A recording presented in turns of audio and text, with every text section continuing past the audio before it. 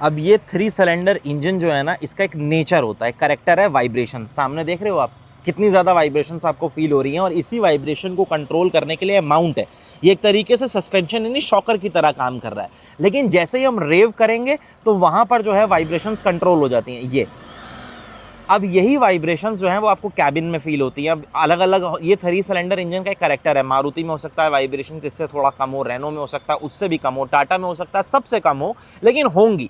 इसीलिए मैं रिकमेंड करता हूँ कि एटलीस्ट आप 1.2 लीटर का एक 4 सिलेंडर इंजन तक तो आप चले ही जाओ। जैसे मारुति देता है ऑलरेडी बहुत रिफाइन इंजन, हुंडई में आपको मिल जाता है, तो ये चीज़ें थोड़ा सा मैटर करती हैं।